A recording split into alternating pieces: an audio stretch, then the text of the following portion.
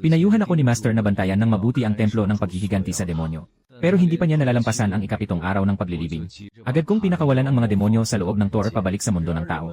At hindi lang takot ang nararamdaman ng mga tao sa harap ng mga demonyo, kundi mas masaya pa nga sila. Dahil ang mga angkan ng sekta ay nagbabantay sa templo ng paghihiganti sa demonyo sa loob ng maraming henerasyon.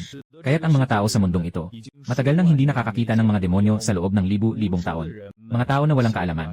Sinasalungat ang mga demonyo bilang mga espiritu na puno ng kayamanan. Noong nakaraang buhay, kumuha ako ng kaunting dumi ng baka mula sa katawan ng baka demonyo. At nailigtas ang isang tao na nasa bingit ng kamatayan. Sino ang mag-aakalang ang dumi ng baka na ito ay pinagnanasaan ng iba? Dahil dito, ang aking mga kapatid na disipulo ay pinatay sa harap ko. At ako ay nahuli at ipinasok sa kaluluwa ng bandila. At pinagdusahan ng labis. Muling mabuhay. Ako na may gising na sistema. Agad akong pumunta sa loob ng Tower of Demon Ceiling. Natagpuan ko ang mga demon na nakatali sa loob. Lahat sila ay nagbago sa iba't ibang paraan. Sa itaas ng bawat demon, may lumitaw na isang linya ng asul na ilusyonaryong teksto.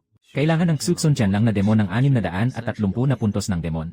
Ang 6 na braso ng multo na ahas na demonyo ay nangangailangan ng 260 na puntos ng demonyo para ma-release. Talagang kaya kong gamitin ang mga puntos ng demonyo para release ang mga demonyo. Ngunit sobrang mahal ng bawat isa. Kadalasan ay daan-daang puntos ng demonyo. Pagkatapos ay nakita ko ang isang baka na demonyo sa sulok. Talagang mas mababa ang lakas ng baka na demonyo na ito na na-exclude. Eksaktong 100 puntos ng demonyo ang kailangan para ma-release ito. Wawasakin, anong gagawin mo? Hindi pa ba sapat yung pinahirapan mo na ako noong nakaraan? Saan ba kita nasaktan? Walang magagawa, noong nakaraan kumuha ako ng patuka mula sa baka dito. Pero mali ang paraan na ginamit ko. Nakamali ang direksyon. Mula sa bituka pataas, dumaan sa tiyan. At pagkatapos sa lalamunan. Kahit na ilang taon akong pinagtiisan sa pambubuyo ng kaluluwa. Ngunit ngayon ay muling ipinanganak sa King Jun. Pinipilit ng 8 pangunahing puwersa noong araw. Para sa niyog na halimaw, ito ay kakaulat lang ng ilang araw ang nakalipas. Kaya natatakot pa rin sila kapag nakita ako. Sino ang nagsabing magpapabala ka sa'yo? Dito ako ngayon. Gusto ko lang sanang tanungin kung gusto mo bang lumabas. Ilabas mo ako.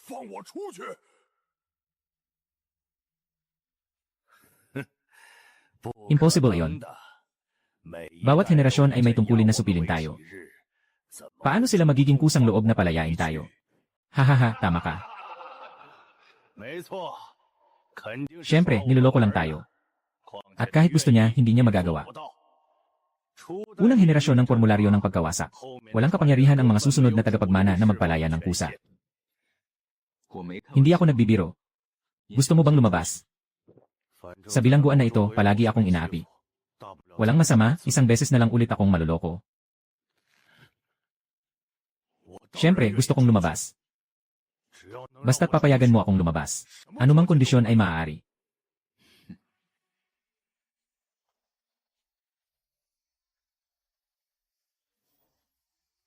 Ang kondisyon ay magdulot ng kaguluhan. Para malaman ng lahat ang iyong takot. Ano bang klaseng kondisyon ito? Ganyan ang ginawa ko bago ako pinigilan. Kung ito ang kondisyon para sa pagpapalaya, edi ito ay purong kasiyahan. Talagang pinapalaya na, Diyos ko. Pakawalan mo ako. Mas mahusay ako kaysa sa tanga at baka. Handa akong maglingkod sa iyo magpakailanman. Maaari ba kayong lumabas? Nasa pagganap ng itim na demonyong baka ang sagot.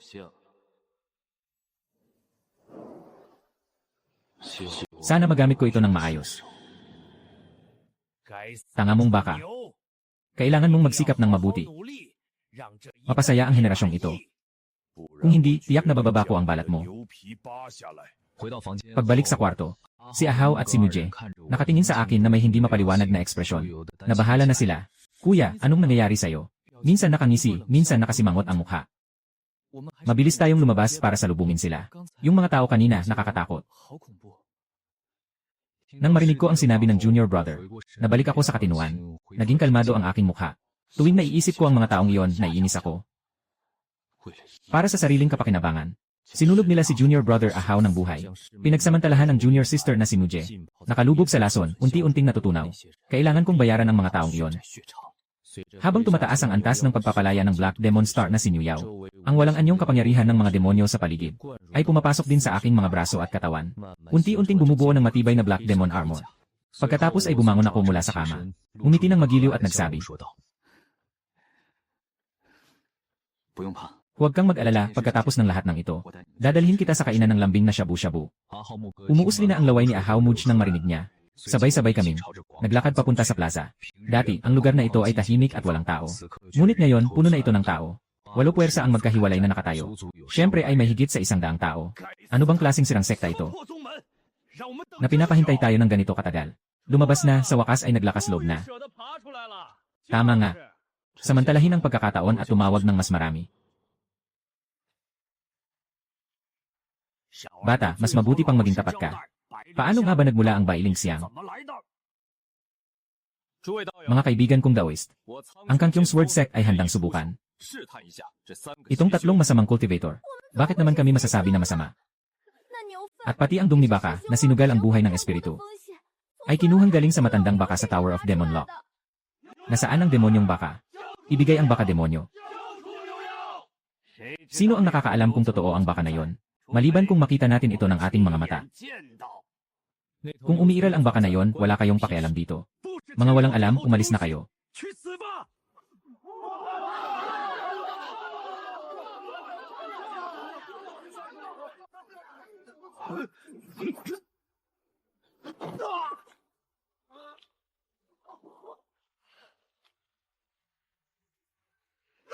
Ay.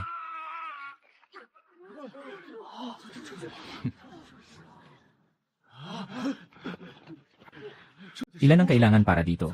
Upang magkaroon ng ganitong lakas ng masamang espiritu. Senior, kami ay labis na nakasagabal.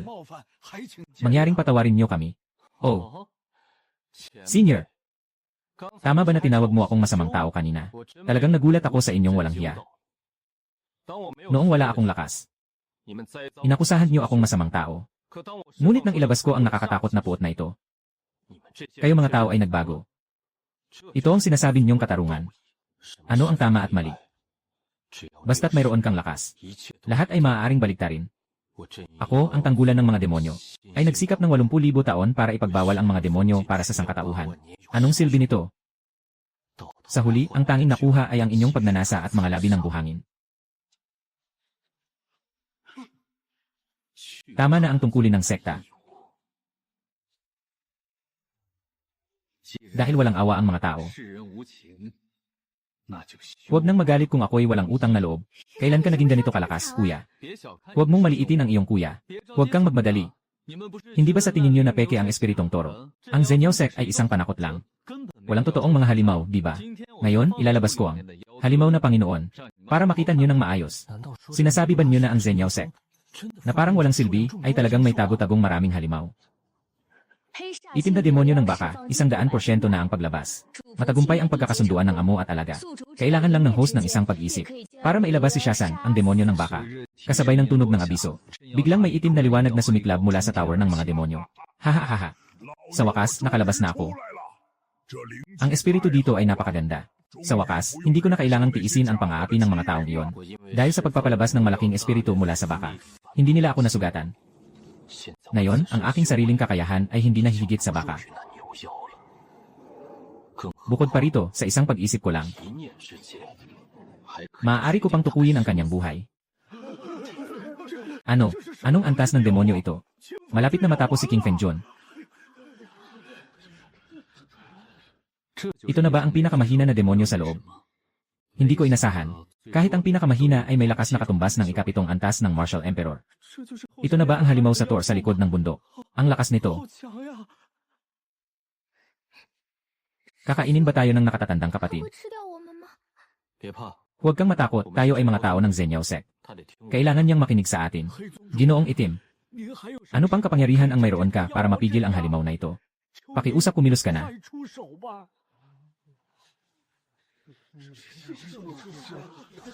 Kung hindi ka kikilos, isasama mo na kami sa libingan. Akala nyo ba, dahil sa matagal kong pagkakakulong sa halimaw, sa oras na makalabas sila, ako ang unang hahanapin nila para maghiganti. Magandang araw, Ginoong Mamatay. Ano man ang utos, ipasa mo lang.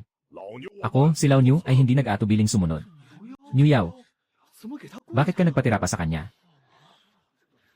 Ang mga taong ito ay napakahina.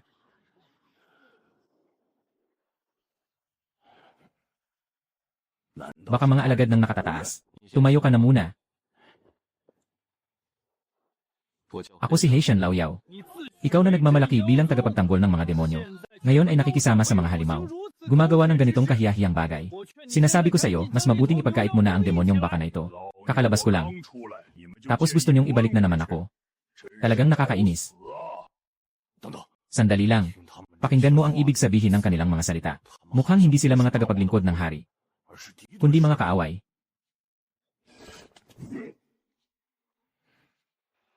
Gamitin mo ang iyong mga paraan para pagdurusa sa kanila. Gusto kong maranasan nilang mas masahol pa sa kamatayan. Sige, matanda, susunod ako sa utos. Ang mga taong ito ay hindi talaga kalaban ng matanda. Mabilis silang lahat ay masisipsip ng matanda sa kanyang tiyan.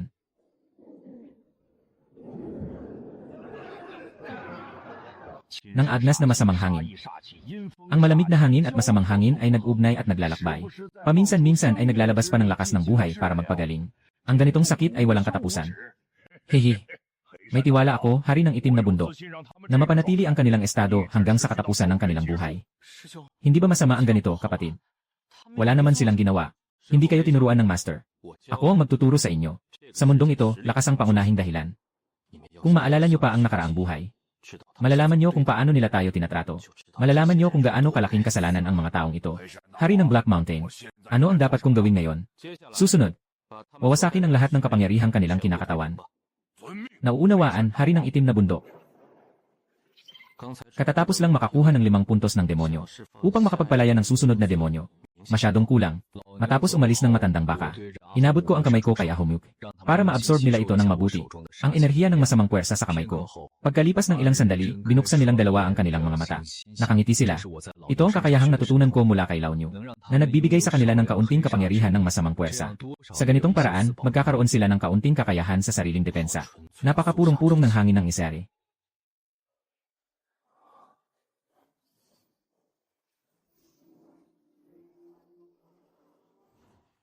Zhen Yaozong. Anong uri ng sekta ito? Alam ko ito. Ganito ang nangyari. Naku, hindi maganda ang nangyari sa pangulo ng sekta. Nabali ang token ni Zhang. Pero bago pa makapag-isip ang ilan, biglang umalingaw ang isang napakalakas na tunog ng baka sa hangin. Siyempre, hindi na nila kailangan pang tumugon. Sa isang iglap, tinapakan ng demonyong baka ang lupa. Ang isang sapantaha ay nagwasak sa kalahating pinto ng bundok. Saan mang mga alagad ay halos napinsala na. Nang makita ito, ang demonyong baka ay humalakhak ng mabangis. Sarap. Talagang sarap. Halos na. Walang isa mang kayang lumaban. Susunod na lokasyon. Lingkaw Pavilion. Lutasin ang lahat sa loob ng kalahating oras. Tiyak na matutuwa ang hari. Sa kabilang panig sa palasyo ng kaharian ng Rama, ang pambansang guro na si Song Sanquan ay nananalangin para sa kapalaran ng kaharian ng Rama. Ngunit hindi inaasahan, sa susunod na segundo ay tinamaan siya ng backlash. Bigla siyang sumuka ng sariwang dugo. Nakita ito, agad siyang nag-ensayo ng spell upang alamin ang dahilan. Ngunit nang makita ang mga demonyong baka na sinisira ang sword set, agad siyang nabulag. Agad siyang tumakbo patungo sa Hall of Righteousness upang makaharap ang hari. Guro ng bansa, dumating ka sa tamang oras. Nais ko sanang hanapin ka. May nangyaring masama sa Qingfeng County. Isang hayop na baka na di kilala ang pinagmulan, ay patuloy na sumisira sa sword set, sa Lingkaw Pavilion at Qingfeng Trading Guild. Sobrang bilis naman. Kung ganito pa rin, di magtatagal. Mapuputol na ang lahat kay Lord Qingfeng. Majestad. Kakalain ko lang na survey ang lakas ng buffalo na halimaw. Hindi bababa sa antas ng hari ng lakas. Hindi pwedeng mag-aksaya ng oras, Majestad. Kailangan kong agad na pumunta sa silangang tagumpay na Diyos upang humingi ng tulong. Doon lamang may pag-asa tayo. Tama nga, Majestad. Ang halimaw na ito ay nagpakilala bago umalis. Galing sa isang lugar na tinatawag na Zenyao Sect. Zenyao Sect. Hindi ko pa narinig ang pangalang ito. May detalyadong tala ang aming kaharian tungkol sa lahat ng sekta. Ano ang puwersang ito na bigla na lamang lumitaw? Saan ito nagmula? Mabilis na humingi ng tulong ang pambansang guro sa Diyos ng umaga. Inutusan ko si ikawalong Prinsipe Luoliu na dalhin ang aking utos upang bisitahin ang lugar na ito ng Zenyao Sect. Wuhu ang ikapitong antas. Talagang kailangan ng ganitong lakas na maging pamilyar. Ang bagong natanggap na kapangyarihan ay talagang maganda. Ano ang ginagawa ng mga taong ito dito? Anong sira-sirang lugar ito? Ganito na ang kalsada. Isang henyo na umabot sa ikatlong antas ng martial arts sa edad na 20. Napunta sa ganitong lugar na walang tao. Talagang hindi makatarungan ito para sa akin. Ang sekta ng pag-aalis ng mga demonyo ay napakapayak na kahit isang plaka ay hindi makagawa. Anong kayabangan meron dito? Mas mabuti pang tawagin na lang itong sekta ng mga pulubi.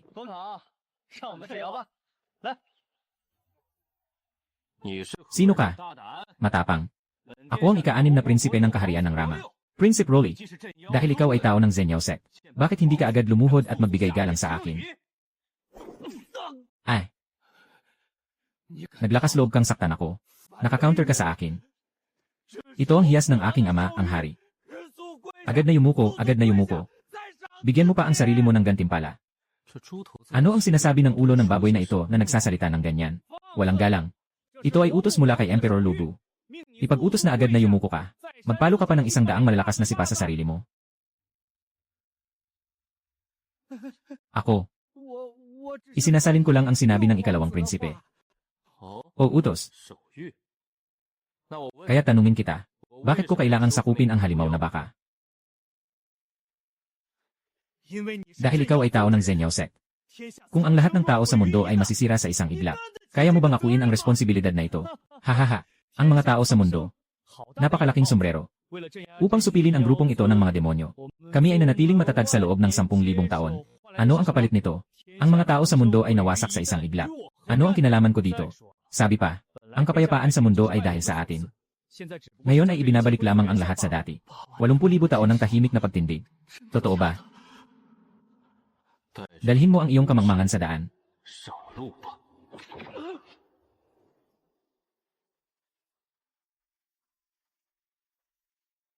Kagalang-galang na hari, tulungan mo ako. Si ikawalang prinsipe ay, siya ay pinatay ng itim na bundok na demonyo. Anong sinabi mo? Si Liu siya. Siya ay patay na. Siya ang pinakapaborito kong prinsipe. Tiyak na ang misteryosong puwersa na ito ay gustong pabagsakin ang aking pamamahala. Yung misteryosong tao, tiyak na may ginawa silang lihim na kasunduan sa demonyong baka. Basta't sandaliin siya. Ang hayop na yon ay kusa ng aalis. Nasaan ang puting tagapagtanggol? Narito. Kayo ay agad na pumunta sa bulubundukin ng Nanling. Doon ay may isang sekta na tinatawag na Zenyao. Dapat ninyong lubos na wasakin ang lugar na yon. Lahat ng tao sa loob ay dapat na mawala, walang natira. Opo.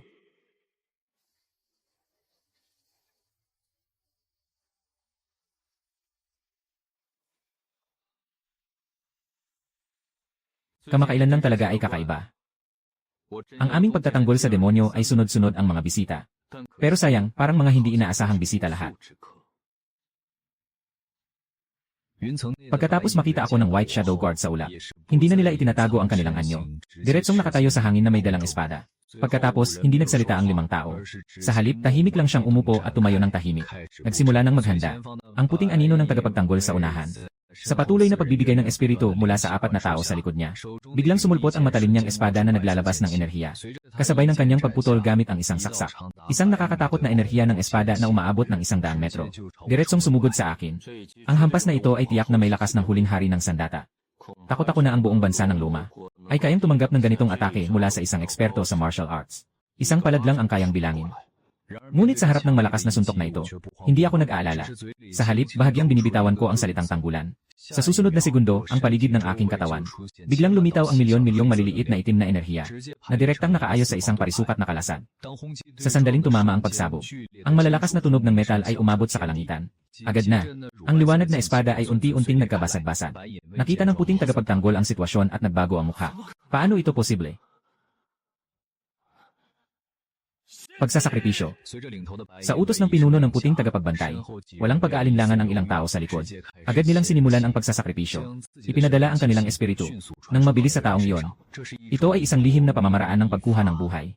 Walang posibilidad na makaligtas pagkatapos gamitin ito. Nang makita ito, direkta akong nagpakita sa kanilang harapan at nagsalita. Bakit pa? Para sa malupit na emperador na si Rama, ang boses na lumabas sa aking bibig ay tila may kapangyarihan na nagpagalaw sa isip ng ilang puting tagapagtanggol. Kahit ang enerhiya mula sa sakripisyong lihim na kanilang ginamit ay naalis na rin. Totoo ngang nawalan na ng pag-asa ang mga Bayinwei. Ang pinuno ng mga Zinwei ay huminga ng malalim. Natatakot na tanong niya sa akin, anong gusto mong gawin? Mula pagkabata, may nakain na kayong lason sa katawan. May mga bagay na nagawa na lang namin dahil wala kaming magagawa. Matutulungan ko kayong alisin ang lason sa katawan nyo. Pero ang kondisyon ay kailangang maglingkod kayo sa akin sa hinaharap. Kaya mong alisin ang lason sa loob ng katawan. Totoo ba ang sinasabi mo? Ay, ang ganda. Ang ganda. Sandali. Hindi pa rin pwede. Ang ating mga mahal sa buhay ay nasa isang kampo ni Zhou Mingkun ngayon. Hindi ko alam kung may paraan ka bang maibigay para masolusyonan ito. Ang lugar na ito ay katabi ng Qingzhou County. Pupunta ako para iligtas ang inyong mga kamag-anak. Maghintay lang kayo. Itim na bituin, baka demonyo. Mabilis kang pumunta sa kampo para iligtas ang tao. Ang inyong libu-libong tao ay nailigtas na lahat. Kung gayon, aalisin ko ang demonyong puso para sa inyo. Mula ngayon, kailangan niyong magtrabaho para sa aking tamang demonyo sect.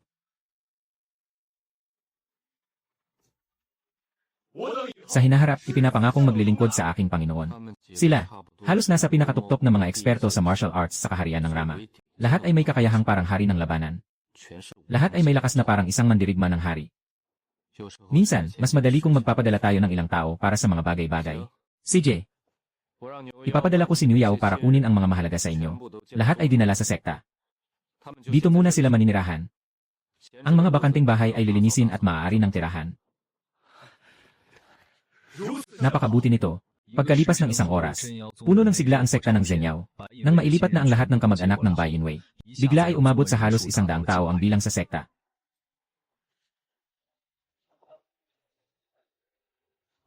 Tinitingnan ni Ahau at kuya mo ang dami ng tao na abala. Nakangiti rin siya. Pagkatapos ay binuksan ko ang bag na ibinigay ni Lao Niu sa akin. Talagang marami pa palang laman ang bag ni Lao Niu. Kahit kunin mo lang ang 1/1,0,000. Sapat na ito para sa isang taon naming gastusin. Pagkatapos ay kinausap ko si Bai Yinwei. Palitan mo na ang mga materyales na ito. Ang gawain ng pagbili ng mga materyales para sa pagsasaayos ng sekta ay ibinibigay na sa inyo.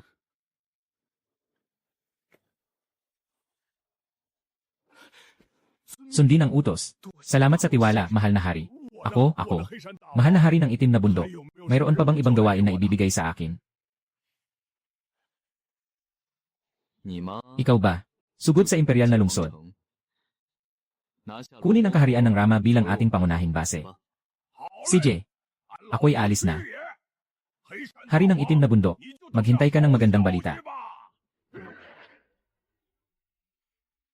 Sa kabilang panig, si Rob ay nakaupo sa trono. Tinitignan ang mensahe sa jade tablet ng komunikasyon. Nangungusap ang mukha niya na hindi siya makapaniwala. Biglang sumigaw ang gintong amulet na suot ni Rob, kumikilos ng matindi. At may ingay na humming. Nang makita ito, kinuha ni Rob ang gintong amulet at inilapit sa bibig, sumigaw ng galit. Mabilis. Buksan ang 9-turn Golden Dragon Formation. Sa sandaling binuksan ang 9-turn Golden Dragon Formation, dumating na rin ang itim na bituin na baka demonyo dito.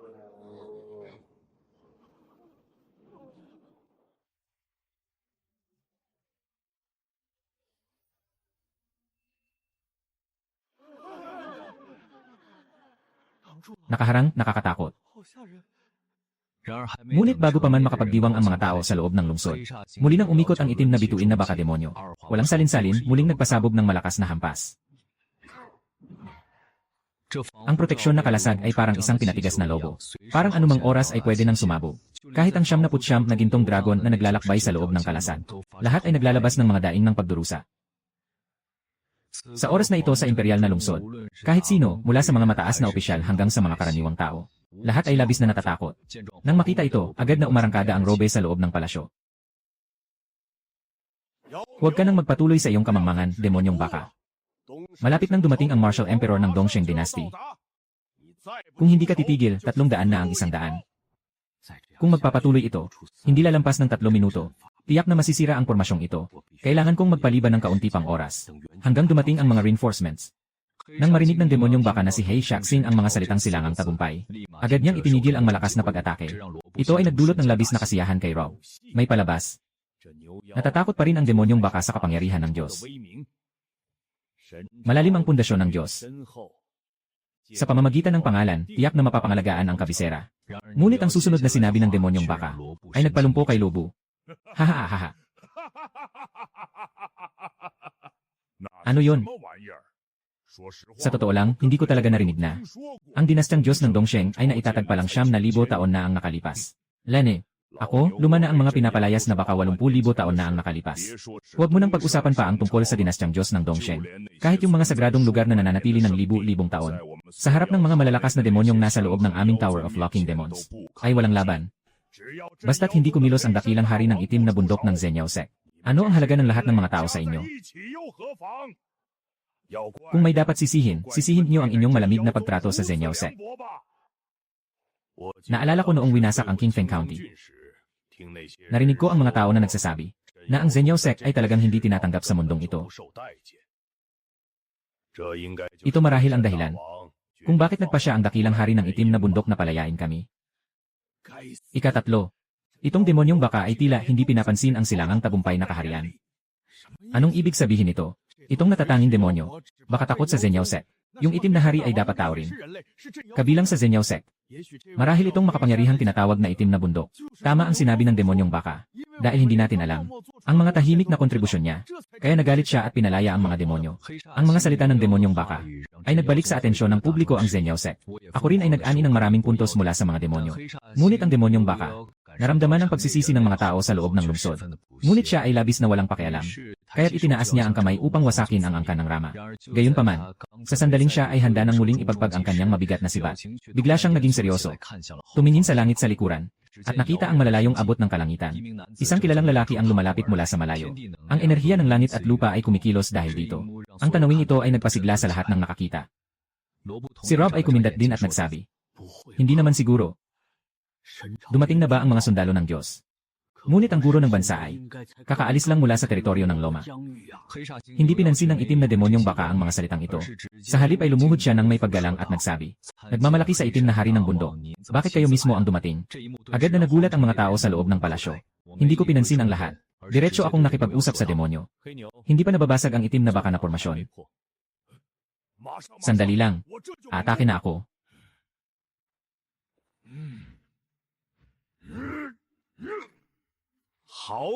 Ayos ka, itim na bundok na demonyo. Naglakas loob kang tumulong sa masama.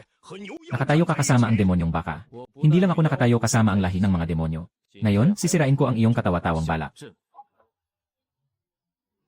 Ito ba ang aking makapangyarihang itim na bola? Ang hari ay talagang perpektong ginaya. Sirain mo ito. Nakita kong nasira ang aray. Nang makita ito, agad na tumakbo si Rob. Diretso akong naghagis ng isang itim na kadena mula sa wala. Diretsong tumagos sa kanyang katawan. Agad siyang namatay. Kasunod nito, hinampas ko ang aking kamay.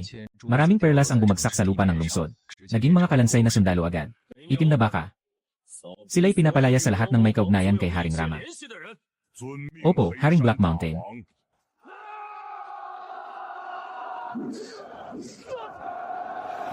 Sa loob ng 3 araw, opisyal na papalitan ang pangalan ng bansa sa Wanyao. Nakikita ko ang mga opisyal na nakaluhod sa ilalim, nang may matinding damdamin sa puso. At ako ang namuno sa mga demonyo at pinalitan ang lahi ng mga Rama. Nang itinatag ang kaharian ng mga demonyo na kilala sa buong mundo, mas lalo pang nakuha ng mga tao ang paggalang sa Zhenyao Sect. Samantala, sa loob ng Leon Palace ng Silangang Biyaya, si Song Sanquan ay nag-aantay ng may pagkabahala sa ikalawang Diyos na si Zhang Xu.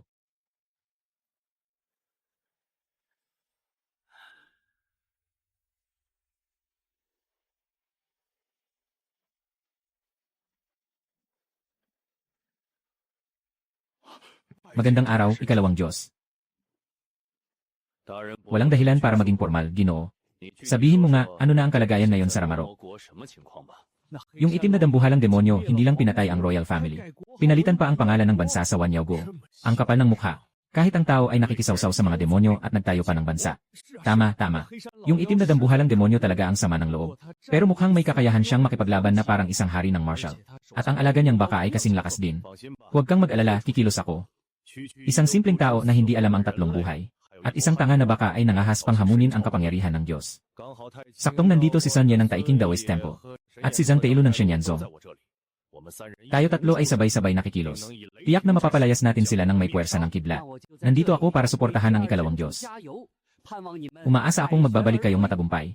Hindi ka ba sasama sa amin? Baka iniisip mong hindi ko kayang talunin ang matandang demonyo ng itim na bundok. Paano naman yon? Nagkamali ka ng pagkaunawa, Ginoo. Kung ganoon, sabay na tayong umalis. Ang ibang ako, nasa loob ng Tower of Sealing ng mga demonyo. Naghahanda na palayain ang pangalawang Demon Lord. Hindi ko masyadong pinansin ang mga pagsisikap ng Demon Lord sa tabi. Tanging isang sulyap lamang. Iniisip kung aling demonyo ang palalayain. Bigla, nakita ko ang nakakatakot na lobo demonyo na may puting balahibo. Kailangan lamang ng 630 na puntos ng demonyo para palayain. Kasalukuyan, ang balanse ng mga demonyo sa akin ay 635. Sapat na para palayain ang nilalang na ito. At ang halimaw na ito, ay dapat na ang pinakamalakas sa unang palapag ng tore ng pagkakabihag ng mga demonyo. Para sa mga tao ng Dongsheng Shenchao, sapat na ito. Ikaw na ang pipiliin. Sapat na upang harapin ang grupo ng mga tao ng Dongsheng Shenchao. Sa isang segundo, kumilos ang aking isip. At agad na umalis sa Tower of Demon Ceiling. Pagkatapos, sa ibabaw ng aking leg, lumitaw ang ilang mga pulang linya ng yelo. Ito ay simbolo ng daan ng yelo ng lobo. Kapag ganap ng lumabas ang lobo, dapat ay maabot ko ang bagong rurok ng aking kontrol sa daan ng yelo. Pagkatapos ay humarap ako sa walang taong damuhan at sinabi, "Kumusta na ang mga bagay?" Ulat sa kanyang kamahalan, lahat ay maayos na isinasagawa. Isang oras na ang nakalipas. Natagpuan namin ang tagapangasiwa ng sektang Kangkyong, pamangkin ni Zhang Daming, at nakuha na ito. Isang magandang balita ang lumabas mula sa bibig ng puting tagapagtago. Talagang ikinagalak ko ito. Matapos ang pamumuno sa kaharian ng mga halimaw, dumami ang mga talentong aking natanggap tungkol sa pagpapalawak ng sekta. Ipinasa ko na ito sa mga profesional. At ang puting tagapagtago, gumawa ako ng isang institusyon para sa kanila, na tinatawag na Baisi, na tumutulong sa akin na maghanap ng impormasyon at alisin ang mga kalaban. Dapat mahuli ang lahat ng natitirang puwersa. Lalo na sa Qingfeng County, mga pangunahing miyembro ng 8 malalaking puwersa. Direkta akong nag-utos na lahat sila ay parusahan, dahil sa mga hidwaan ng nakaraang buhay, at ang mga karanasan ng sakit sa bandila ng pagninilay. Hindi ko kailanman nakalimutan. Iyan ang progreso ng ZC. Mayroon bang bagong utos ang kanyang kamahalan? Pakisuyong subaybayan ang progreso ng pagtatayo ng kulungan. Magpatuloy sa pagsisiyasat at paghahanap. Kung may kailangan, magbibigay ako ng utos muli. Aking susundin ang utos. Nakaayos na ang mga bagay. Panahon na para magpahinga. Sa isang bangka sa kabilang panig. Matapos matanggap ni Song Sanquan ang balita mula sa Wanyaogo, biglang nagbago ang kanyang mukha. Anong nangyari, Guru Song? Ano na ang sitwasyon sa Wanyaogo? Tinanggal ng Zhen Yaozong ang lahat ng mga tumututol. Talagang arogante si Qin Heng. Pero malapit nang magwakas ang magandang araw niya. Ngayon, malapit na lang sa Wanyaogo. Hindi pa umaabot sa 1 oras ang biyahe. Pagdating ng oras, sisugod tayo sa Imperial City. Gamit din ang parehong paraan para parusahan ang mga sumuporta sa Zhen Yaozong. Ipapakita natin sa kanila, ipaalam, na sa lupang ito, tanging ang East Victory Divine Dynasty ang tunay na Panginoon. Ang ikalawang Diyos na Panginoon ay makapangyarihan. Isang malakas na enerhiya ng kidlat ang papalapit. Dumating na ang mga tulong mula sa East Victory Divine Dynasty. May bagong utos ba si King Black Mountain kapag nakipagkita sa kanya? Sa silangan ng Imperial City, may ilang walang pakundangang tao na gustong maghatid ng 3. Ikaw ang magbantay dyan. Kapag dumating na sila, paputol natin sila sa sandata. Si Black Mountain King. Umiikot ang 4 Directions Yuansha Formation. Ngayon, ang mga tao dito ay mga mamamayan ng aking Wanyao Kingdom. At sila pa ang mga tagapaglikha ng mga Demon Points. Sa susunod na laban ng Wuhuang, hindi natin pwedeng hayaan silang maapektuhan. Nasa harap na ang dating Royal City ng Lumo, di ba? Hindi ba nila akalaing kayang pigilin ng aray na ito ang aming pagdating?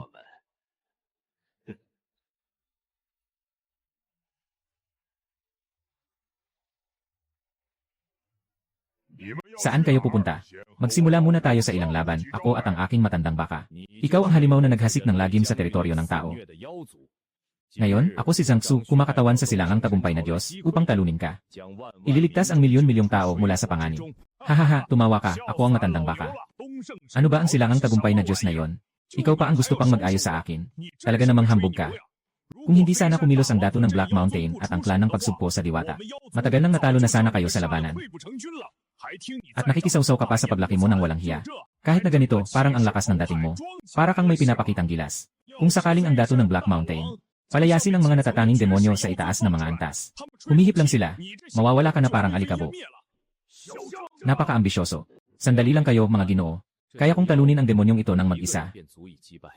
Sa tuktok ng bundok, ako ang mayabang sa mundo. Kung nandyan ako, si Zhang Xu, nandyan ang langit. Bumaba ang demonyo ng baka. Ngayon ako, huwag na tayong magdaldal dito. Aba.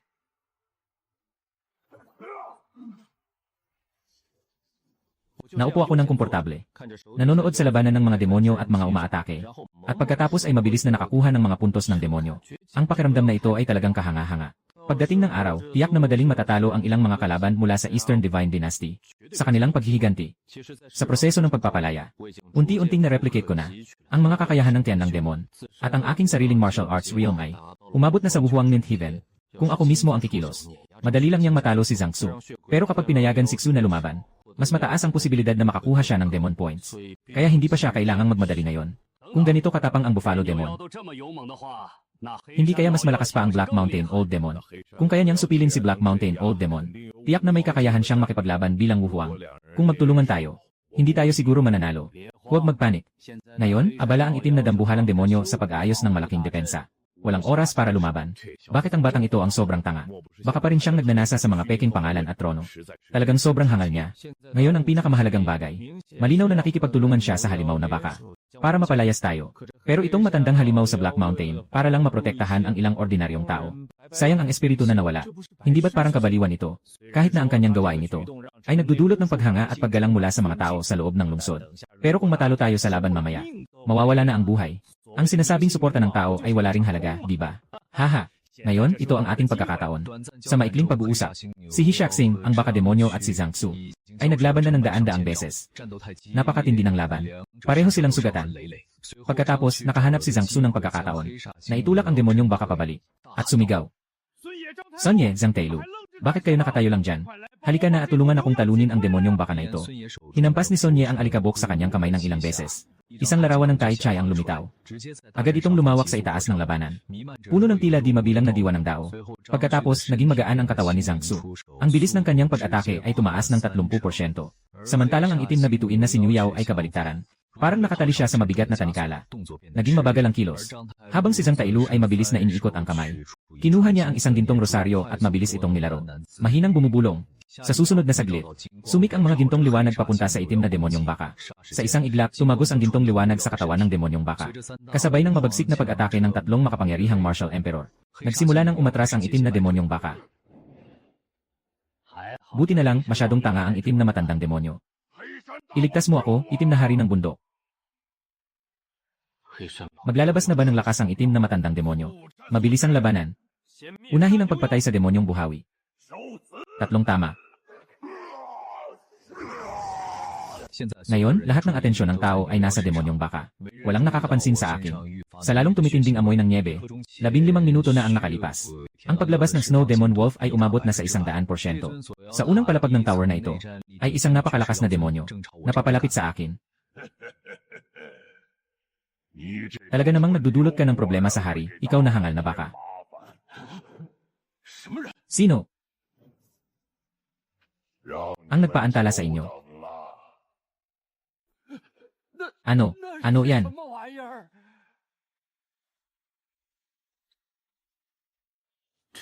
Itong taong ito, tinawag ang baka na yon na tanga. Ang lakas ng asong lobo na ito ay tiyak na higit pa sa baka na yon. Dapat 3. Hindi ko narinig bago dumating. Ang taong ito ay may higit sa isang tagasunod na demonyo. Napakalakas ng alon ng kapangyarihan. Labanan na.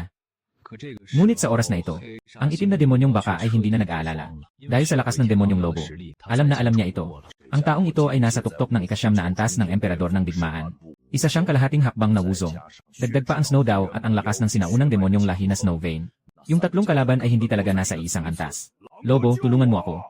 Sabi ko na nga, lumabas ka na, baka ikaw lang ang magdulot ng problema sa hari. Ikaw lang ang nagpapahirap sa akin. Sakop. Buksan. Ang aking Tai Chai na larawan. Ang ulap na ito ay nakakalason. Bakit ganito? Dapat na 3. Ang lakas ng labanan ng asong lobo ay talagang nakakatakot. Hahaha, hayaan niyong labanan ako, tara na. Hindi maganda. Diyos ko. Yung lobo ay talagang isang alagad ng hari ng itim na bundok. Kahit ang general ng bansa ay labis na iginagalang siya. Gaano karaming mga pambihirang demonyo ang pinamumunuan ng sekta ng pagbabantay sa mga demonyo. Ang ulap na ito ay sumisipsip ng aking espiritual na lakas. Ang lasa ng kawalang pag-asa ay talagang masarap. Sa pagtanaw sa nakakatakot na lakas ng lobo, nagpasya si Zhang Tailu na ilabas ang kanyang huling asero. Una, dapat niyang pigilin ang lobo ng kaunti. Bigyan ng oras ang iba. Labanan ang baka na demonyo. Demonyo ng 3 bahagi. Tingnan mo ang aking gintong liwanag na budha na kapangyarihan. Itong matandang balbasin ay may ganitong desperadong hakbang.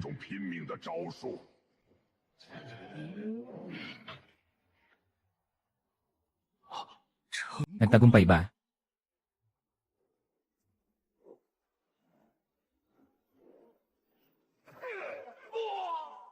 Ang makapangyarihang mandirigma na si Zhang Tailu ay nawasak ng isang atake mula sa lobo na demonyo. Ang kanyang naunawaan sa daan ng sutra ay nawala rin. Nagsimula ng bumuhos ang malakas na ulan ng espiritu. Ito ang senyales ng pagbagsak ng mga makapangyarihang haring mandirigma. Sila ay may kontrol sa mga misteryo ng daan. Ang tatlong reyna ay nagsimulang magbalik sa kalikasan. Tapos na lahat.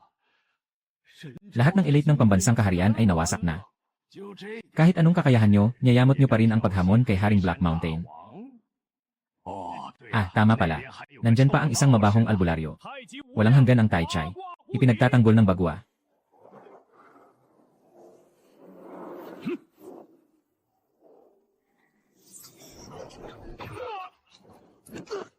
Si Sun Ye at Zhang Tailu ay pareho ng tatlo. Hindi kayang labanan ang asong demonyo na ito. Ito na ang huling paraan. Kahit na masira ang pundasyon, kailangan pa ring mabuhay. Walang makakatakas.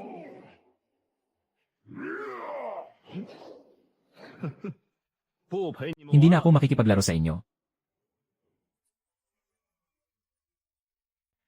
Lene, akala mo makakatakas ka sa aking teritoryo. Dapat na.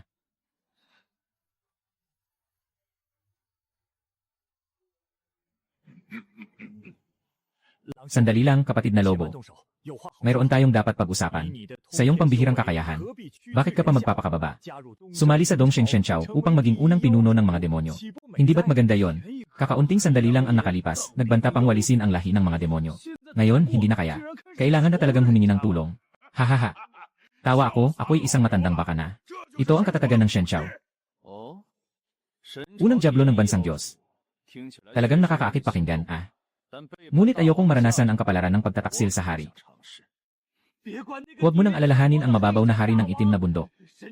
Sa kayamanan ng bansang Diyos, may walang katapusang material na espiritu na maaari mong gamitin. Sino ang may lakas na insultuhin ang hari? Mawawala ka sa mundong ito. Alam mo ba ang tunay na yaman ng aming sekta ng pagsupil sa mga diablo? Ang Snow na ito ay isang mapanlinlang na lobo demonyo. Ito ay simpleng tagapamahala ng unang antas. Ang sinasabing niyong yaman ng silangang bituin. Sa aming mga mata ay tila basura. Paglapastangan sa dakilang hari. Hindi.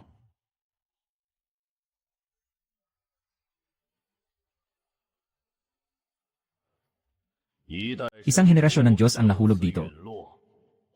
Naging ulan ng espiritu na nagbibigay buhay sa mundo. Bumabati sa hari ng itim na bundok. Mukhang mahilig kang makipag-usap sa mga kaaway, asong gubat. Kailangan kong unahin ang aking misyon. Hari, nagkamali ako. Matagal na akong hindi nakipag-usap sa sinumang nilalang maliban sa grupong iyon. Kaya't sa isang iglap, naguguluhan ako. Walang susunod na pagkakataon. Mula ngayon, kailangan kong unahin ang aking misyon. Dahil sa maganda ang kinalabasan na ito. Pahihintulutan kitang makaligtas sa pagkakataong ito. Sapat na ang mga puntos ng demonyo. Ngayon, oras na para ilabas ang mas nakakatakot na mga nilalang. Hindi ko akalain na kahit ang palaging mayabang na si Wolf ay darating sa ganitong sitwasyon. Hahaha. Mahal na hari ng Black Mountain, patawarin mo ako. Handa akong maglingkod sa iyo ng buong puso.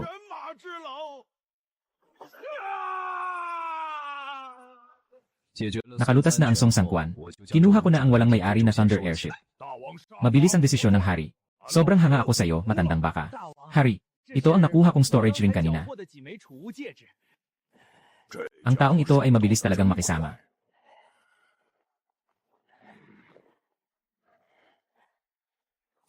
Anong nangyari? Hindi ba't parang sobrang pangit ng palasyo na ito? Wala. Sadyang nakakatuwang bago lang. Snow Wolf Demon. Bakit nangahas ang silangang umuusbong na kaharian na wasakin ang aking Demon Subduing Set? Hindi ko na rin balak bigyan sila ng pagkakataon. Pumunta ka at gawing patag ang silangang umuusbong na kaharian. Lene. Sige po. Hari ng itim na bundok. Madaling nalutas ang mga nangungunang mandirigma.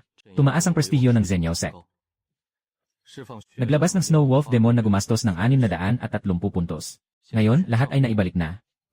Tingnan ang bilis ng pagtaas ng mga demonyong puntos ngayon. Tinatayang na ipadala na ang balita ni Zhang Su pabalik sa Diyos na kaharian. Samantala, sa silid ng pulong ng silangang tagumpay, 10 tao mula sa pinakamataas na antas ng silangang tagumpay ang nagtipon dito. Sa pangunahing upuan ay nakaupo ang isang agila na nakasuot ng kulay abong balaban, na may tingin sa isang lalaking may mukha na paris ng isang bansa. Siya ang pinakamakapangyarihang unang Diyos ng silangang tagumpay. Xiao Yonsheng. Tiyak na natanggap na ninyo ang balita. Alam niyo ba kung bakit ko kayo tinawag? Kamakailan lang. Ang kapatid kong si Zhang Su at ang punong guro ng Taiking na si Sun Ye. Ang punong guro ng Shenyanzong na si Zhang Tailu. Lahat sila ay bumagsak sa kasalukuyang Wanyao Valley. Paano ito posible? Tatlong ginoo ay nagkaisa ngunit natalo. Si Zhang Shenzhou at ang tatlong magkakapatid ay nagkaisa. Kahit ang pinakamataas na warlord ay hindi nila kayang harapin, siguro. Seryoso bang may matinding galit ang taong iyon sa ating Eastern Divine Empire? Pumunta sina Zhang Tzu at ang iba pa sa Wanyao Kingdom. Dahil sa isang sekta na tinatawag na Zhenyao Sect. Ang leader nito ay ang Black Mountain Old Demon. Pinatalsik niya ang lahat ng miyembro ng Royal Family ng Luoma Kingdom. Kinuha niya ang kanilang pinagmulan. Binago ang pangalan ng bansa. Hindi ko pa kailanman narinig na ang sekta na ito ay kayang kontrolin ang mga pambihirang halimaw, na kayang magdulot ng sabay-sabay na pagkasawi ni Zhang Tzu at ng dalawa pa. Tiyak na ito ay isang napakalakas na misteryosong puwersa. Yung baka na halimaw ni Cao Shenxiu, siya ba ay isang tuktok na martial emperor? Anong landas ang kanyang sinanay? Pumagitna na ba ang Black Mountain Old Demon? Paano ang kanyang ipinakita? Tiyak na nagdusa rin sila ng matinding halaga. Baka dapat nating samantalahin ang pagkakataong ito at lumabas. Ganap na silang supilin. Tungkol sa impormasyon tungkol sa digmaan, meron ako nito. Bago pumanaw ang aking pangalawang kapatid, ginamit niya ang lihim na sining upang ibalik ang eksena ng labanan. Pinilit niyang ibalik ang binhi ng kanyang kaisipan. Napakabuti, si Ginoong Zhang ay tunay na makabayan. Sa huling sandali, hindi pa rin nakakalimutan mag-ambag para sa Diyos na Haring. Ginoo Cao, pakidalamhati. Dapat nating dalhin ang mga iniwang hangarin ni Ginoo Zhang. Magkaisa tayo at labanan ang kalaban. Alamin muna kung sino ang kalaban. Kahit matalo, malinaw ang pagkatalo. Hindi tama, bakit parang walang kasiyahan si Ginoo Cao? Siguro ang ipinapakita ng imahe ng laban ay ang kalaban. Nagmamay-ari ng walang kapantay na lakas. Mukhang mas masahol pa ang sitwasyon kaysa sa inaasahan natin. Balak ni Cao Yunsheng na maranasan din ng mga taong ito. Kung ano ang tinatawag na pang-aapi. Sa huli, hinaplos niya ang Jade Pendant. At nagpasok ng espiritual na enerhiya.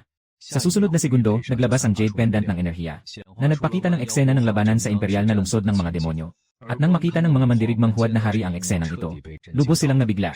Walang sino mang nakakaasahan na makakatagpo ng ganitong nakakatakot na Yellow Wolf na demonyo. Kahit ang buong kapangyarihan ng Diyos na kaharian ay hindi siguro makakapanalo. Ang pinaka nakakatakot sa kanila ay ang malalim na kapangyarihan ng tagapagmana sa likod ng Yellow Wolf na demonyo. Ang ganitong di kilalang takot. Lahat ay lalong magpapataas ng paggalang sa Zhenyao Zong. Tapos na ngayon ang itim na dambuhalang demonyo. Siguradong puno ng galit sa dinastyang Shen. Anong gagawin natin? Si Zhang Tzu ay isang taong walang alam sa sarili niyang kakayahan. Hindi niya nalaman ang tunay na kalikasan. Kaya niya tinutulak ang ganitong mapanganib na bagay. At gusto pang isali tayo sa gulo. Nagsasalita pa ng mga kalokohan na walang kahit isang damo ang tumutubo sa ilalim ng kidlat ng Diyos. Talagang napakabodong isip. Sa harap ng tatlong mahahalaga, ang tinatawag na pagkakaibigan sa mga kasamahan ay tila walang halaga. Kapag ang mga interes at buhay ay nakataya, walang sinuman ang nagmamalasakit sa mukha ng unang Diyos.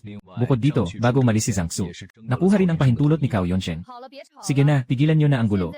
Ngayon, paano natin ipapaliwanag iyon sa matandang demonyo sa Black Mountain?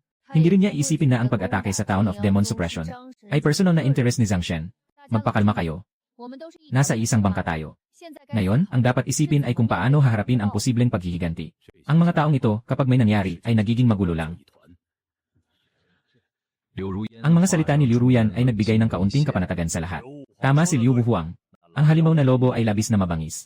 Kung hindi ito maalis, ito ay isang malaking banta sa buong timog na rehiyon. Sa ilalim ng gumuho na pugad, paano magkakaroon ng buo pang itlog? Hindi tayo magkapareho ng lahi. Ang kanilang puso ay tiyak na iba. Ang pagkakaroon nito ay tiyak na magiging panganib para sa ating lahing tao. Magkaisa ang lahat ng lahing tao. Hindi ko naniniwala na hindi natin kayang mapaatras ang halimaw na ito ng nyebe. Impossible, isipin nyo. Kung ang Diyos ng kaharian ng Muin o ang Diyos ng Patalim ay makatagpo ng ganitong sitwasyon, pumili ba tayong tumulong? Anong kalokohan? Siguradong mas importante ang sarili mong buhay. Bakit ka pa nakikisawsaw sa malakas na kalaban? Ang iba pa nga ang haharap sa panganib. Paano naman tayo, Panginoong Cao? Sa ganitong lakas natin, kaya ba talaga nating mapigilan ang matinding kalaban na yon? Wala na tayong magagawa. Lahat ng mga mandirigmang emperador dito ay nagulat. Ito ba ang makapangyarihang Cao siya na hindi mapipigilan? Talagang hindi ito tumutugma sa kanyang karaniwang estilo. Ngayon ay nagmamadali siyang humarap sa halimaw. Kahit na manalo, malaki ang magiging pinsala sa kanya. Hintayin kong umangat pa ang aking antas sa martial arts. O kaya't makipagkasundo sa mga kaalyado bago sumabak sa laban. Nang marinig ang desisyong ito, nakatanggap ng ginhawa ang mga naroroon na mga emperor ng martial arts. Siyempre, ayaw ng sinuman na harapin ang napakabagsik na demonyo agad-agad. Dapat ding maingat na isaalang-alang ang mga taong ipadadala para makipag-usap. Hindi pa natatapos ang sinasabi ni Cao Yunsheng. Biglang naglabas ng tunog ang komunikasyon sa kanyang bewang. Mabilis at nagmamadaling nanginginig ito. Agad nitong pinutol ang kanyang sinasabi. Ang Snow Wolf Demon ay diretsong papunta sa Dongsheng City. Ano? Siyempre, paano sila naging ganito kaarogante? Tama ba ang balita? Baka nagkataon lang silang dumaan. Kaya nag-isip na makipag-usap. Sa isang iglap, nandyan na sila. Wala talagang respeto sa Diyos na dinastya. Tama ang balita. Ang halimaw na iyon ay naglalabas ng madilim na pulang enerhiya sa daan. Ang mga ahensya ng Diyos ay labis na nasalanta. Para bang hindi kami? Mga 12 emperador ng martial na narito. Sobrang mayabang ng matandang demonyo ng itim na bundok, na naglakas loob na atakihin ang kabisera. Hayaan siyang dumating. Ihanda ang ating pormasyon at patayin ang demonyong lobo na kanyang inaasahan. Tingnan mo, paano pa kaya nandyan pa ang clan ng mga demonyo? Kung sadyang pupunta sila sa kaharian ng mga duwende. Kung makipaglaban, walang katiyakan. Pero sa lungsod ng Dongsheng, naghihintay ng may tiyaga. Gamit ang mga pader at mga taktika na paulit-ulit nilang pinatatag sa loob ng libu-libong taon. Si Cao Yunsheng ay may kumpiyansa pa rin. Na mapapatay niya ang Snow Ghost, Lariri Wolf Demon at ang mga sandata nito. Habang ang iba ay nasa pintuan na. Huwag kang magpapaapekto. Kung hindi nagdadalawang isip ang lahat, labanan na. Samantala, sa malawak na gubat ng dinastyang Muyon, sa ilalim ng isang napakalaking puno sa gitna. Hahaha. Cao Yunsheng, narito ka na ngayon. Si Gongsun Kirui ay nag-aaral ng daan ng kahoy. Laging napipigilan ng paraan ng laso ni Cao Yunsheng. Kaya lagi siyang hindi masaya. Pero kanina lang nakatanggap siya ng isang malaking balita, na biglang ikinalugod niya. Ang itim na halimaw ng Zhenyao Sect ay nakapag-utos ng isang pulang lobo na halimaw na katulad ng wuzong. Diretsong sumugod sa Dongsheng City. Cao Yunsheng. Ngayon, nahaharap ka sa panganib ng pagkawasak. Tingnan natin kung paano ka magtatapos. Sa kabilang panig, ang Snow Demon Wolf ay tuluyang nagwasak sa mga institusyon ng Dongsheng Divine Dynasty. Si Cao Yunsheng ay direktang naguluhan. Nagpadala ng mga liham ng tulong. Humihiling sa mga pangunahing puwersa ng Timog na pumunta sa Dongsheng City upang magsanib puwersa laban sa Snow Wolf Demon. Ngunit kakaunti lang ang tumugon. Ang Tianyun City sa Timog ay ang pangunahing daan ng komunikasyon ng lahat ng puwersa. Sa loob ng lungsod, ang Kayang Tea House ay isang malaking lugar para sa pagpapahinga at pagpapalitan ng impormasyon. Maraming tao ang nag-inom ng tsaa at nag-uusap dito. Balita agad. Ang pangunahing balita ngayon. Isang malaki at kalahating hakbang na demonyo ang bumaba sa mundo. Nagsasabing wawasakin ang Dongsheng Shen Dynasty. Ano? Kalahating hakbang ng wuzong. Dongsheng Shen Dynasty. Kahapon lang, may nagsabi na may mga makapangyarihang cultivator na nagbigay ng kanilang kaalaman at naubos ang kanilang espiritual na lakas. Hindi pa ba sila sawa sa ganitong mga palabas? Ito ay headline mula sa Yongki Department. Hindi maaaring magpanggap. Ang Sanyuni Department ay isang ahensyang pang-impormasyon sa loob ng Tianyun City na may pinakamataas na kredibilidad sa buong timog na rehiyon. Hindi ito maaaring gawing biro, kaya't agad na naniwala ang mga tao sa tea house. At nagsimula silang magmadali sa pagbili. Sa sulok ng tea house, isang lalaking may salakot. Matapos tingnan ang jade tablet, nakatitig na may pagkabigla. Dapat agad itong iulat sa hari. Nagsimula na ang grupo ng pagdalo. Kung makakasalubong ang halimaw na Red Wolf, hindi magandang mangyayari. Dapat itigil ang ikatlong prinsipe. Isang makapangyarihang tao na walang anumang landas ng pag-unlad, na biglang lumitaw. Naalaala ng mga lalaki. Ang isang sinaunang alamat mula 1,200 taon na ang nakalipas. 1,200 taon na ang nakalipas. Ang hindi pinangalanang mandirigma ay winasak ang kapangyarihan ng Diablo. Ngayon ay may lumitaw na. Ganitong misteryosong lakas. Magkakaroon ng kaguluhan sa mundo. Pero mas profundo ang kasaysayan ng Eastern Victory Divine Dynasty. Hindi sigurado na walang laban si Cao Yunsheng sa kanyang tahanan. Naway maibalik ni Cao Shen ang maliwanag na kalangitan sa timog na daga. Sa loob ng tea house, iba't ibang grupo ay may iba't ibang layunin. Agad nilang ipinasa ang balita. At ang kanilang paghanga at pagkabahala ay nagiging mga demonyong puntos na aking naipon. Kaya ito ang dahilan. Gusto kong ipaalam sa Xu Gitian Lang Yao ang dahilan kung bakit nagkakaroon ng ganitong kaguluhan. Sa mga sandaling ito, nakahiga ako sa malaking bulwagan, na masayang minamasahe ang aking mga templo. Ang mga ideya ay dumadaloy sa aking isipan na parang alon. Patuloy na nag-aani, na nagbibigay ng kasiyahan sa aking isip. Ang grupong ito ng mga lobo at demonyo ay matatag na umatake sa Dongsheng Shenchao. Ipapakita ko ang kasalukuyang balanse ng aking demonyong puntos. Umabot na ito sa 5,316 na puntos.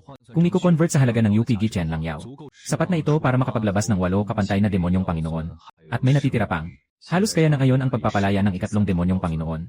Nang naisip ko ito, nagkaroon ako ng isang ideya.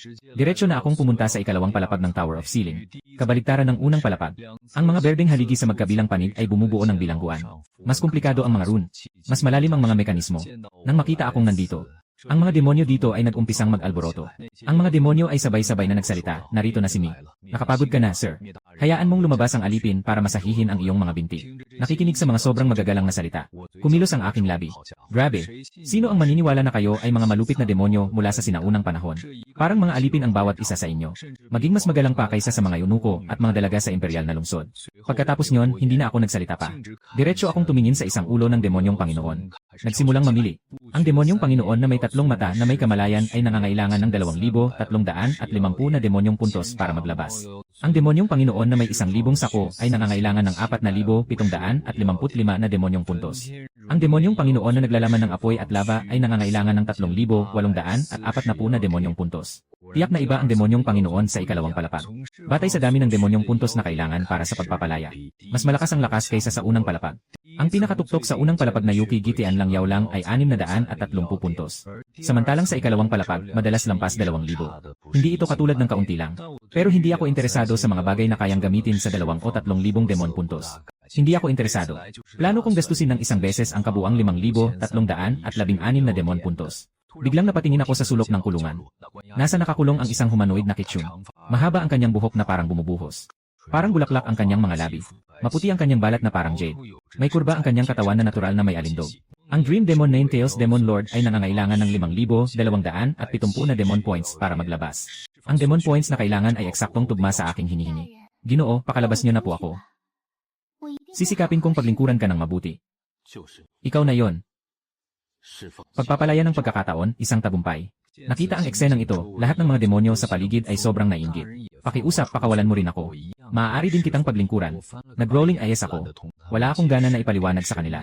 Nawasak ang diwa. Umalis sa tornilyo ng mga demonyo. Muling bumalik sa malaking bulwagan. Nagbigay ng tunog ng progreso ng pagpapalaya. Na umuugong sa isip. Progreso ng pagpapalaya ng Dream Demon na may 9 na buntot 1%. Sa susunod na segundo, isang malakas na alon ng daan. Ang lumitaw mula sa paligid na walang laman. Pumasok sa aking mga kamay at paa. Nagbago ang aura ng aking buong pagkatao. Isang alon ng makulay na liwanag. Biglang sumabog sa malaking bulwagan. Pinalaya. Na parang isang malaking lalagyan ng pintura na biglang natapon. Ang kapaligiran sa paligid ay naging parang isang oil painting, malabo at mahirap abutin. Bigla akong bumukas ang mga mata. Ang mga makukulay na enerhiya ay agad na ibinalik sa katawan. Parang hindi kailanman lumitaw. Hindi ko inasahan na sa pagpapalaya ko kanina ng Dream Nine-Tailed Demon. Diretso akong nakalusot sa antas ng guzong isang yugto. Sa tingin ko ngayon sa timog na dagat. Walang sinuman sa akin na katulad ng ganitong antas ng malakas. Isang terror na tulad ko. Dream Nine-Tailed Demon. Naglalakad sa daan ng ilusyon na may ilusyon ng imahinasyon. Ang daang ito ay kayang gawing realidad ang ilang imahinasyon. Upang makipaglaban. Napakakakaiba. Ang kulay rosas na usok ay kumakalat at umaakyat sa malaking bulwagan. Sa ilalim ng impluensya ng kulay rosas na usok, ang mga beam ng kisam ay nagkaroon ng mga mukha na may malupit na ekspresyon. Ang marmol na sahig ay bumuka ng malaking bibig at mabilis na nanginginig. Ang dalawang estatwa ng mga leon sa pintuan ay buhay na buhay. Nagsimula silang kumaway at magsalita. Ginoo Black Mountain, ano ang utos mo? Hayaang durugin natin ang mga kalaban. Matapos ang eksperimento, ibabalik ko ang enerhiya. Muling bumalik sa katahimikan ang paligid. Ang antas ng sarili ng Dream Demon Nine-Tails Monster ay nasa 8-fold heaven ng Wuzong. Kaya pala noong una pa lang ng pakawalan ko, nireplika ko ang aking lakas at mga kakayahan. Bigla kong naabot ang antas ng Wuzong. Tama nga, di pwedeng magtipid sa kalidad. Samantala, ang Snow Ghost na Riri Wolf Demon ay naglalakad ng mayabang. Hanggang sa umabot ito sa ilang milya mula sa labas ng Dongsheng City. Nakararamdaman na ang inyong takot. Sa ilang mga aura, damdamin, 10 higit pang damdamin. Haha, sana ay maipakita niyo sa akin ang tunay na laban.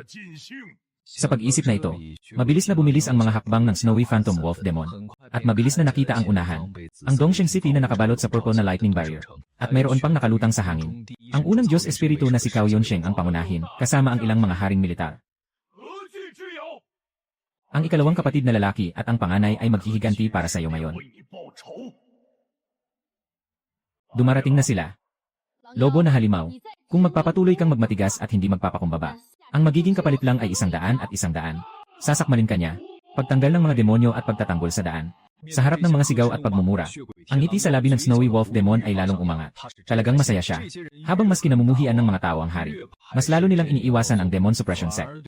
Sa katunayan, ito ay isang magandang bagay para sa mga demonyo. Ano bang alam niyo mga hangal? Ang dakilang hari ng itim na bundok ay tunay na Diyos sa mundo. Kami sa lahi ng mga demonyo ay nanumpa na maglingkod sa kanya. Iyan ang pagsunod sa kapalaran. Ang mga salitang ito ay matatag at makapangyarihan. Nagpahinto sa mga tao tulad ni Cao Yunsheng. Hindi akalain na ang lobo na demonyo ay napakatapat. Bago pa man makabawi si Cao Yunsheng, ang Snowy Phantom Wolf Demon ay pinapagana ang Snow Liquid River. Tinamaan sila ng mga kuha. Walang pakundangan ang mga demonyo. Dito sa panig ni Cao Yunsheng, isa-isa ring nagpakita ng kani-kanilang mga espesyal na kakayahan. Agad na nawasak ang lahat sa paligid. Nagsabog ang mga bundok. Parang dumating na ang katapusan ng mundo. Sa kabilang panig ng plaza ng Dongsheng City, isang gwardiya na nakasuot ng uniforme ng silangang tagumpay na dinastya, ay patuloy na nagdadagdag ng mga espiritual na bato sa sentro ng proteksyon, upang mapanatili ang operasyon. Paminsan-minsan, sila'y tumitingala, sa matinding labanan sa kalangitan, na may malalim na pag-aalala sa kanilang mga mukha. Dapat tayong manalo. Mga gwardiya ng dinastya. Haha, nakakatuwa, nakakatuwa. Meron pang ganitong malaking halimaw. Sino ka?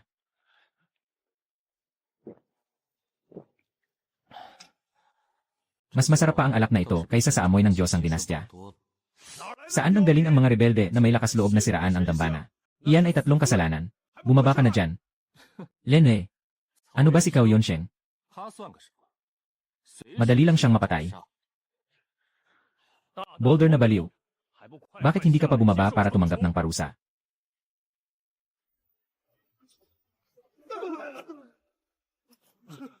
Sino ka ba talaga? Kahit sabihin ko ang pangalan ko, hindi niyo ako makikilala. Pero meron akong palayaw na dapat ninyong malaman. Diyos ng espadang luhang dugo. Hindi ito totoo, hindi ba siya yung lumitaw 1,200 taon na ang nakalipas? Na pumatay sa 5 emperador ng digmaan ng Diyos ng hangin sa luhang pahinga. Na hindi tuwirang nagdulot ng pagbagsak ng Diyos ng hangin. Isipin mo na lang na ito ay huling regalo. Hahaha. Naglalaro ba kayo sa akin? Ganito lang ang lakas nyo.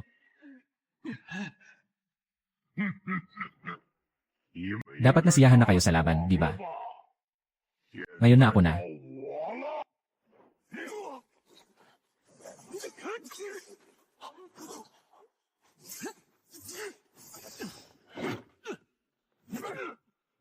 Dahil sa pagbagsak ni Haring Bisi, nabuwag ang daloy ng Dao. Muling bumaha ang malakas na bagyo ng espiritu sa langit. Saan na ba nanggaling ang itim na dambuhalang halimaw? Totoo bang nakakulong ang napakaraming kakaibang halimaw sa ilalim niya? Huwag kayong magpakasindak, mga halimaw.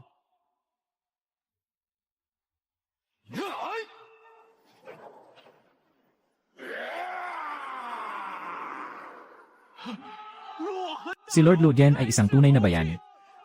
Natapos na ang mga araw ng kayabangan ng mga demonyo. Mga halimaw, tandaan nyo ito. Ang pangalan ko ay Shen Tongyuan. Sa susunod na buhay, huwag kayong makipaglaban sa mga tao. Hindi nyo kaya. Mas mabuting tapusin na ang mga demonyo dito. At sabay na pumunta sa banal na lupa ng mga demonyo. Pugutan ng malaking hari ng itim na bundok at saka bumalik sa banal na lupa.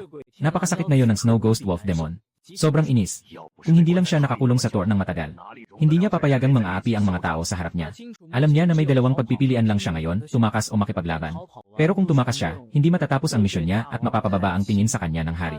Paano niya haharapin ang mga kapwa niya sa Tor? Kaya ang natira lang sa kanya ay ang pangalawang pagpipilian. Ano ka ba? Masyado kang mayabang sa amin, mga demonyo. Nilalait mo ang dakilang hari ng itim na bundok.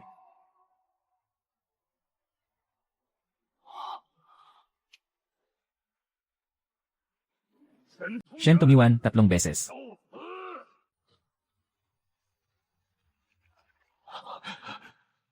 Kaya bang talunin ng espadang Diyos na Luhen? May konting kakayahan, ah. Pero sa huli, walang kabuluhan din. 10 espada, sama-sama.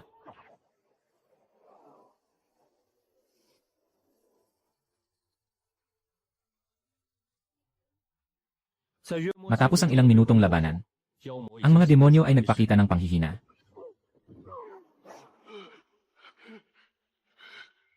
Magtulong ka, hari ng itim na bundok. Ang tanga na ito ay umaasa pa rin may darating na tao para iligtas siya. Ang iyong Panginoon ay nasa malayo, sa banal na lupa ng mga demonyo. Kahit na dumating ang hari ng itim na bundok, wala itong silbi. Nandito ang Diyos ng espadang Luhen. Ano siya sa lahat ng ito? Kung maglakas loob kang magpakita dito, sasabog ka sa isang iglap. At hindi na kailangan pang mag-aksaya ng oras si Ginoong Luhen para puksain ang sekta ng mga demonyo. Darating na ang hari. At sabay-sabay ko na silang ayusin. Ngunit sa sandaling matapos ni Shen Tongyuan ang salitang ito, nasa itaas ng Dongsheng City, biglang lumitaw ang makulay na ulap ng hamog.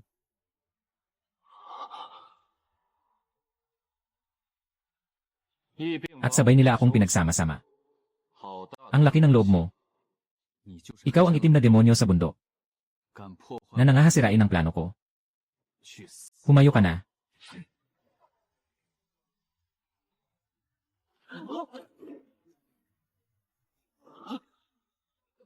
Sandali, hindi ko sinasadyang makipaglaban sa'yo. Nagpapakumbaba na ako. Luhen espadang Diyos. Kanina, ang iyong layunin ay puksain ang lahat ng mga demonyo at ipahayag ang kapangyarihan at lakas ng lahi ng tao. Gusto kong marinig kung ano ang sasabihin ng espadang sekta na kanina'y napakamataas ang tingin. Akala ko kanina, ang Zhenyao Sect ay isang lugar ng kasamaan na itinatag ng Snow Wolf Demon, na ginagamitan lamang ng kapangyarihan ng tao bilang takip. Ngunit sa ngayon, mukhang walang duda na kontrolado ito ng Black Mountain Old Demon. Ito ay laban ng Snow Wolf Demon at ng Eastern Victory Divine Dynasty. Ito ay tungkol sa panloob na hidwaan ng mga tao. Wala akong dahilan para makialam.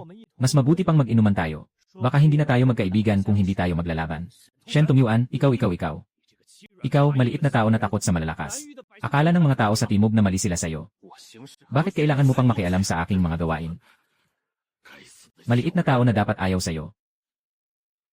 Nakakatuwa, talagang nakakatuwa. Talaga. Paano naman ang mga tauhan ko na nasaktan mo? Nagtatangkang lumaban sa Zenyao Sect. Kahit na mag-isip ka lang ng isang bagay, kailangan mong magbayad ng presyo. Dapat na. Nagsalita na ako ng mahinahon para bigyan ka ng daan. Hindi mo pa rin ako pinapalampas. Akala mo ba wala na akong kakayahang lumaban? Itim na bundok na matanda. Hindi ako naniniwala na kaya mong makipagsabayan sa akin kahit isang anino lang.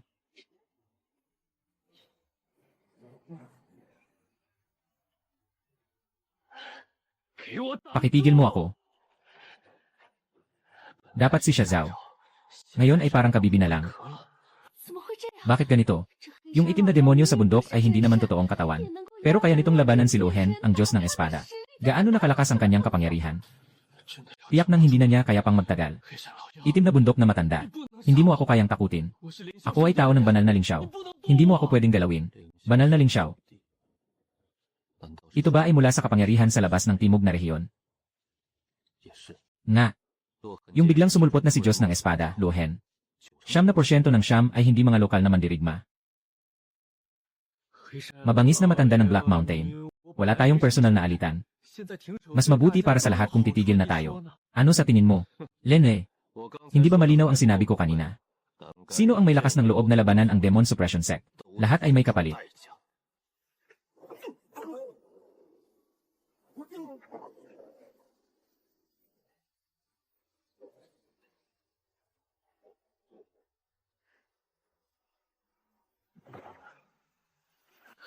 Itim na bundok na matanda. Ikaw ay magsisisi.